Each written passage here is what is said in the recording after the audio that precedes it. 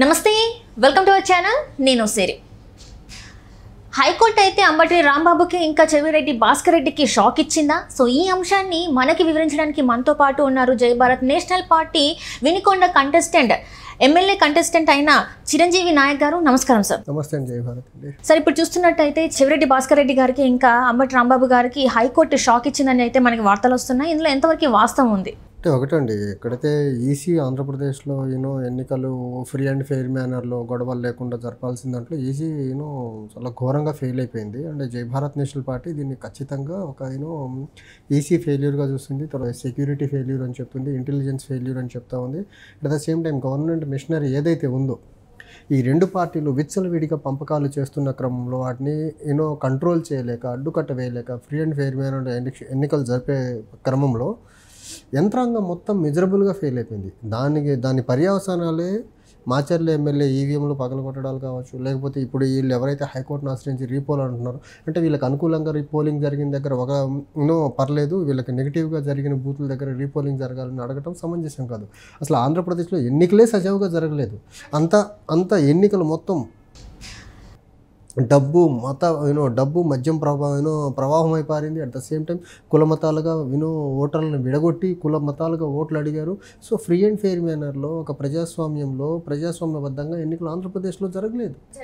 And ఎవరైతే వీళ్ళు ఎన్నికలు జరిగే క్రమంలో ఈ సోకాల్ రెండు పార్టీల లీడర్స్ ఎవరైతే ఉన్నారో సో వర్చువల్గా కమ్యూనిటీ లైన్స్ మీద, తర్వాత రిలీజియస్ లైన్స్ మీద డబ్బు పంపకాల్లో విచ్చలవిడిగా జనాల్ని విడగొట్టారు. దాని పర్యవసానమే పోస్ట్ పోల్ ఆంధ్రప్రదేశ్లో జరుగుతున్న వైలెన్స్. ఇప్పుడైతే నాయకులు రెండు వర్గాలుగా ప్రజలను విడగొట్టారో వాళ్ళలో ఒక రకమైన హేట్రెడ్ని పెంచేసేసి ఈ గొడవలు జరిగేదానికి కారణం. గొడవల గురించి అడ్రస్ చేయకుండా, గొడవలు జరిగేదానికి కారణాలు ఎవరు అరెస్ట్ చేయండి అని అడగకుండా ఈ చెవిరెడ్డి భాస్కర్ రెడ్డి కానీ లేకపోతే అంబటి రాంబాబు కానీ ఈవీఎం బద్దలు కొట్టిన వాళ్ళ పార్టీ ఎమ్మెల్యేలను అరెస్ట్ చేయాలని కేసు వేయాల్సింది పోయి రీపోలింగ్ అడుగుతున్నారు. ఎంత దౌర్భాగ్యం. మరి ఈ మాచర్లలో ఈవీఎం బద్దలు కొట్టిందని ఏం చేయాలి? ఆ ఎమ్మెల్యే మీద ఎలాంటి చర్యలు తీసుకోవాలి? చంద్రగిరి ఓకే, సత్తనపల్లి ఓకే, మీకు అన్యాయం జరిగింది. కానీ ఒక డెమోక్రసీని మర్డర్ చేశాడు కదా ఈవీఎంని బద్దలు చేసి. ఏ ఈవీఎంలో పడ్డ ఓట్ల ద్వారా ఆయన ఎమ్మెల్యేగా గత 15 సంవత్సరాలుగా ఉంటున్నారు. 2009 నుంచి ఆయన కంటిన్యూస్లీ ఎమ్మెల్యేగా ఉన్నాడు. అన్ని సంవత్సరాలు ఎమ్మెల్యేగా ఉన్న వ్యక్తి కనీసం ప్రజాస్వామ్య వ్యవస్థ మీద, ఈవీఎంల మీద గౌరవం లేదు, అందులో పడ్డ ఓట్ల మీద గౌరవం లేదు. ఇలాంటి ప్రజాస్వామ్యం మీద గౌరవం లేని రౌడీ మూకలతో ఆంధ్రప్రదేశ్ ఎన్నికలు జరగడం ఎంతవరకు సమంజసం? అసలు ఇప్పుడు ఒకటండి, ఇది మెయిన్లీ ఈ ఎలక్షన్ని ఫ్రీ అండ్ ఫెయిర్ మేనర్లో జరగకుండా ఈ రకంగా ఈ సిచ్యువేషన్ ఇక్కడ దాకా వచ్చేదానికి ఫస్ట్ అండ్ ఫార్మోస్ట్ థింగ్ ఏంటంటే ఆంధ్రప్రదేశ్ ఇంటెలిజెన్స్ ఫెయిల్యూర్ ఉంది, పోలీస్ ఇంటెలిజెన్స్ ఫెయిల్యూర్ ఉంది. సెన్సిటివ్ ఏరియాస్లో గొడవలు జరుగుతాయి అనే ఒక కదలికల్ని కూడా గ్రహించలేని పరిస్థితిలో ఆంధ్రప్రదేశ్ పోలీస్ డిపార్ట్మెంట్ వెళ్ళిపోయింది. నంబర్ 1 ఫెయిల్యూర్ ఆ సైడ్ నుంచి. అట్ ద సేమ్ టైం ఏదైతే election commission free and fair మేనర్లో ఎన్నికలు జరపాల్సిన ఈసీ ఫ్రీ అండ్ ఫెయిర్ మేనర్లో జరగకుండా ప్రలోభాలతో ఎన్నికలు జరిగేదానికి ప్రోత్సహించడం వల్ల, ప్రలోభాలు పెడుతున్నప్పుడు వీళ్ళు కళ్ళకు గంతలు కట్టుకొని కూర్చోవడం వల్ల, వాళ్ళు ప్రలోభాలు పెచ్చురిల్లినప్పుడు వీళ్ళ ప్రలోభాలు పెరిగినప్పుడు వీళ్ళు గొడవలు చేశారు, వీళ్ళ ప్రలోభాలు పెరిగినప్పుడు వీళ్ళు గొడవలు చేశారు. సో ఈ ప్రలోభాలు ఎక్కువైన క్రమంలో మేము గెలవాలనే ఒక competitive distribution of money and liquor చేస్తున్న ఈ క్రమంలో మాది పై చేయి సాధించాలంటలేదు, మేము పై చేయి సాధించాలని గొడవలు చేశారు. దీనికి అంతటికీ కారణము ఎలక్షన్ కమిషన్ ఈసారి ఎక్కడా కానీ ప్రాపర్గా మనీ డిస్ట్రిబ్యూషన్ ఆపే ప్రయత్నం చేయలేదు, లిక్కర్ డిస్ట్రిబ్యూషన్ ఆపే ప్రయత్నం చేయలేదు, ఫ్రీ అండ్ ఫెయిర్ మేనర్లో ఎన్నికలు జరిగేదానికి ప్లాన్ చేసుకోలేదు. పోలీస్ ఇంటెలిజెన్స్ ఫెయిల్ అయింది. అసలు పల్నాడు జిల్లాలో అయితే పోలింగ్ బూత్ల దగ్గర కనీసం పోలీస్ విత్ వెపన్స్ లేకుండా 1 or 2 కానిస్టేబుల్ ఉన్నారండి. ఈసీ డిప్లాయ్ చేయాల్సింది ఈసీ కదా. సెన్సిటివ్ లొకాలిటీస్ని అన్నింటినీ రికగ్నైజ్ చేసి వాటిని అక్కడ పోలీస్ పర్సనల్ని డిప్లాయ్ చేయాల్సింది ఈసీనే కదా. అదే కదా కేంద్ర ఎన్నికల సంఘం ఆల్రెడీ బీజేపీ చేతిలో బీజేపీని ఎలా గెలిపించాలో, భారతదేశంలో మళ్ళీ బీజేపీని ఎలా పవర్లో తీసుకురావాలనే దాంట్లో నిమగ్నం అయిపోయింది. వేరే రాష్ట్రాల్లో ఎన్నికలు ఎలా జరిగితే ఏంటి వాళ్ళకి సంబంధం లేదు. అంటే ఇక్కడ కూటమి జగన్ అవి పక్కన పెట్టండి, వాళ్లకు సెంటర్లో బీజేపీ ఉండాలి. రాష్ట్రాల్లో ఎవరున్నా ఆ గవర్నమెంట్ని మళ్ళీ కొన్ని నెలల తర్వాత వాళ్ళు కూల్చాలనుకుంటే, వాళ్ళకు అనుకూలంగా లేకపోతే మనం చూసాము చాలా రాష్ట్రాలు, నార్త్ ఈస్ట్లో అయితే ఆల్మోస్ట్ డెమోక్రటికల్లీ ఎలక్టెడ్ గవర్నమెంట్ అన్నింటినీ కూల్చేశారు. మహారాష్ట్రలో ఆల్మోస్ట్ మార్నింగ్ 4 o'clock దేశంలో ఉన్న అన్ని వ్యవస్థల్ని, గవర్నర్ కానివ్వండి, ఈసీ కానివ్వండి, క్యాగ్ కానివ్వండి, తర్వాత ఫినాన్స్ కమిషన్ కానివ్వండి, ప్రతి వ్యవస్థ, అది కాన్స్టిట్యూషనల్ బాడీ కానివ్వండి, స్టాట్యుటరీ ఆర్గనైజేషన్స్ కానివ్వండి, ప్రతి దాన్ని సొంతానికి వాడుకోవడం బీజేపీకి అలవాటు అయిపోయింది. ఆ క్రమంలో దేశంలో ఎన్నికలు ఎలా జరిగినా వాళ్ళు పట్టించుకోవట్లేదు.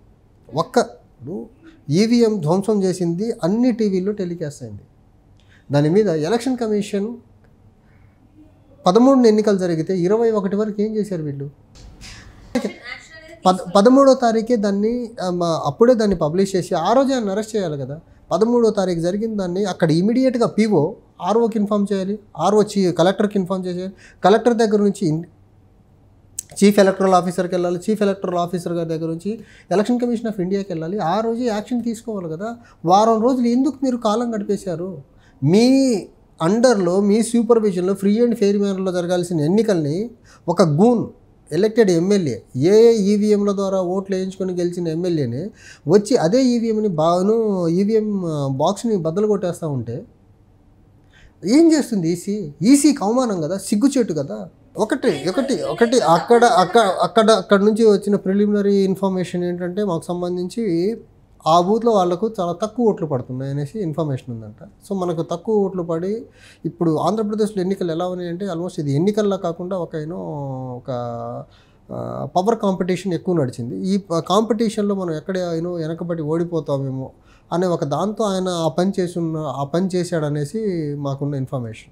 ఆయనకు ఆ బూత్లో తక్కువ ఓట్లు పడుతున్నాయి, ఈ బూత్లో ఎన్నికలు నాకు తక్కువ ఓట్లు పడుతున్నాయని ఆ ఈవీఎంని ఆయన బ్రేక్ చేసే ప్రయత్నం చేశాడు. భయం ఉంటే అసలు ఆ పని ఎలా చేస్తాడు? అసలు ఆయనకు వ్యవస్థల మీద గౌరవం కానీ, వ్యవస్థల పట్ల భయం కానీ, ప్రజాస్వామ్యబద్ధంగా నడిచే వ్యక్తి అయితే అసలు చేస్తాడు, ఆ పని చేస్తాడు. అసలు ఆయనలో ఏ మాత్రం డెమోక్రటిక్ ట్రైట్స్ ఉంటే, ఆయన ఏమాత్రం డెమోక్రసీని రెస్పెక్ట్ చేసే పర్సన్ అయితే, ఆయన ఏమాత్రం ఎలక్షన్ ప్రక్రియని రెస్పెక్ట్ చేసే మనిషి అయితే, అంటే మీకు అనుకూలంగా రిజల్ట్ వస్తుంది, మీకు అనుకూలంగా ఓటింగ్ జరుగుతుందంటే ఒకలా ఉంటారు, మీకు వ్యతిరేకంగా ఓటింగ్ వస్తుందంటే ఇంకోలా బిహేవ్ చేస్తారా? సో ఇలా బిహేవ్ చేయకపోతే ఎలా చేసినా, ఏం చేసినా ఆయన మీద యాక్షన్ తీసుకోవాల్సిన ఈసీ ఏం చేస్తుంది? గాడిదలుగా వస్తుందో ఈరోజుకి. దరిద్రం ఏంటో తెలుసండి, జ్యుడిషియరీ 6th వరకు అతని మీద ఎలాంటి యాక్షన్ తీసుకోవద్దు నేను రూలింగ్ ఇచ్చింది, అరెస్ట్ చేయొద్దనేసి. ఇంతకంటే దౌర్భాగ్యం ఏమైనా? అరే ఎవరికన్నా ఏదైనా అన్యాయం జరిగింది అంటే లాస్ట్ రిసార్ట్ కోర్ట్స్ అండి. మీ దగ్గరకు వచ్చినప్పుడు ఈవీఎం బ్రేక్ చేసిన ముద్దాయిని 6వ తారీఖు వరకు అతని మీద ఎలాంటి యాక్షన్స్ తీసుకోవద్దంటే కోర్టు కూడా ఎలాంటి సందేశాన్ని సమాజానికి పంపుతుంది అంటే, తప్పులు చేయండి రానైనా, కోర్టులోకి తప్పులు చేసినప్పుడు కూడా రిలీఫ్ దొరుకుతూ ఉంది, కోర్టులను అడ్డం పెట్టుకుని మన తప్పుల్ని కప్పిపుచ్చుకోవచ్చు, బయట స్వేచ్ఛగా తిరగవచ్చు. ఇందాక నేను ఎక్కడో బ్రేకింగ్ చూసా ఏదో పేపర్లో, ఈరోజు ఆయన పిన్నెల్లి రామకృష్ణారెడ్డి మాచర్లకు వెళ్తున్నాడంట. అంటే ఎంత వ్యవస్థలు ఎంత నిర్వీర్యం అయిపోయినాయో చూడండి. ఒక ఈవీఎంని బ్రేక్ చేసిన వ్యక్తి, ఆ కేసుల్లో అరెస్ట్ అయ్యి జైలుకి వెళ్లాల్సిన వ్యక్తి, జ్యుడిషియరీ నుంచి రిలీఫ్ తీసుకొని ఇన్ రిటర్న్ నిన్నటి వరకు దాక్కున్నాడు, ఎక్కడ ఎవరికి కనపడకుండా. అలాంటి వ్యక్తి ఈరోజు దర్జాగా ప్రాంతానికి వెళ్ళేదానికి ప్లాన్ చేసుకుంటున్నారు అన్నదమ్ములు ఇద్దరు. ఎంత దౌర్భాగ్యం ఇది!